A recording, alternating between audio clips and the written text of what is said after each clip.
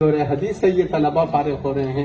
آج اگر تجوید سے طلبہ فارغ ہو رہے ہیں اور عالمات اور فاضلات فارغ ہو رہی ہیں تو اس کے ساتھ ساتھ اس مدرسے کے اندر ہمارے ان بچوں کو بی ایس تک کی تعلیم دی جا رہی ہے.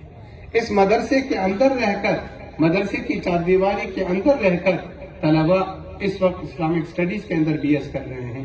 اس وقت طلبہ یہاں شعبہ انگریزی کا بھی کھل گیا ہے. ہمارے طلبہ انگریزی میں بی ایس کر رہے ہیں اور ہمارا ارادہ انشاءاللہ مزید شعبے کھولنے کا بھی ہے.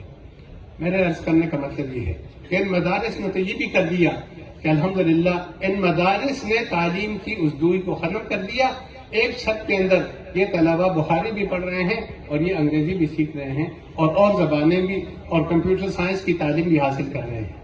لیکن اب کیا ہمارا یہ مطالبے کا حق نہیں بنتا کہ سرکار بھی کچھ غور کرے، ہمارے حکمران بھی کچھ غور کریں، پرائمری کی سطح پر قرآن کریم کا کچھ حصہ نصاب میں داخل کر دیں. پرائمری سے کوئی طالب علم 5ویں سے نکلے تو کم از کم قرآن کریم کا آخری پارہ اس کو یاد ہو، اس کو نماز کے مسائل معلوم ہو، وہ نماز ٹھیک سے پڑھ سکے، اس کو دین کی کچھ آداب کی بھی تعلیم ہو، اور اگر وہ آگے بڑھتا ہے تو مزید وہ قرآن کا کچھ حصہ یاد کرے. یا ان اسکولوں کے اندر اختیار دے دیا جائے میٹرک کے بعد کہ کچھ طلبہ اگر دینی تعلیم حاصل کرنا چاہتے ہیں تو ان کے لیے یہ درس نظامی کا شعبہ ہے، جو میڈیکل سائنس پڑھنا چاہتے ہیں ان کے لیے یہ شعبہ ہے، جو کمپیوٹر پڑھنا چاہتے ہیں ان کے لیے یہ شعبہ ہے. اب ہمیں یہ مطالبہ کرنے کا حق حاصل ہے اور ہم یہ مطالبہ کرتے ہیں کہ اب حکومت اپنے ان فرائض کا بھی احساس کرے، اس لیے کہ یہ مسلمان ملک ہے، پاکستان ہے. اور پاکستان کا مطلب کیا؟ لا الہ الا اللہ. اسلام کی اساس پر بننے والے اس ملک کے اندر تعلیمی اداروں سے آپ نے قرآن کو نکال دیا ہے، آپ نے حدیث کو نکال دیا ہے، آپ نے دین کو نکال دیا ہے. ہونا تو یہ چاہیے کہ ہمارے یہ بچے ڈاکٹر بنے تو بہترین مسلمان بھی ہوں اور اپنے دین کی ضروریات سے آگاہ ہوں.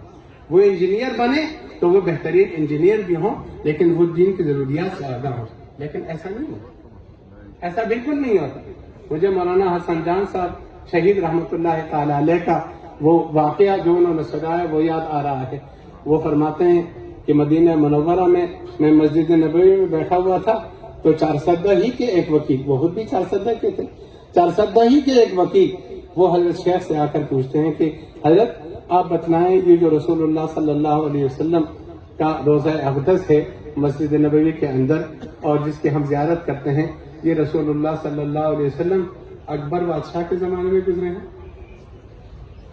تو حضرت شیخ فرماتے ہیں کہ مجھے تعجب ہوا کہ بھی آپ کیسی بات کر رہے ہیں، اکبر بادشاہ کہاں ہے اور رسول اللہ صلی اللہ علیہ وسلم کا زمانہ کہاں ہے؟ تو اس نے یہ بات عرض کی کہ حضرت واقعی مجھے معلوم نہیں، میں کوئی مذاق نہیں کر رہا اور کوئی ایسا یعنی بھونڈا سوال نہیں کر رہا، مجھے نہیں معلوم. وہ بیرسٹر تھا، بہت اعلیٰ درجے کا وکیل تھا، لیکن اس کو یہ نہیں معلوم تھا کہ رسول اللہ صلی اللہ علیہ وسلم پیدا کہاں ہوئے، رسول اللہ صلی اللہ علیہ وسلم آج سے کتنا زمانہ پہلے گزرے ہیں اور رسول اللہ صلی اللہ علیہ وسلم کا زمانہ اس زمانے میں کیا تھا، اس کو بالکل معلوم نہیں تھا. کچھ شدھ بت اگر ان مسلمانوں کے اندر جو ان اصلی تعلیمی اداروں کے اندر اگر پڑھ رہے ہیں کچھ دینی شدھ بت ہے تو وہ یا تو گھر کی دینی تعلیم ہے یا قاری صاحب کی تعلیم ہے، مولانا صاحب کی تعلیم ہے، تبلیغی جماعت کے امیر صاحب کی تعلیم ہے، ان کی برکت سے ہے. لیکن حکومت کی بھی ذمہ داری بنتی ہے کہ وہ اس عصری تعلیمی اداروں کے اندر دین کو بھی داخل کر دے، قرآن اور حدیث کی تعلیمات کو بھی. انشاءاللہ پھر ان اداروں سے کرپٹ لوگ نہیں نکلیں گے، ملک کو لوٹنے والے لوگ، ملک کو نقصان پہنچانے والے لوگ، ملک کے غدار لوگ، وہ لوگ پیدا نہیں ہوں گے.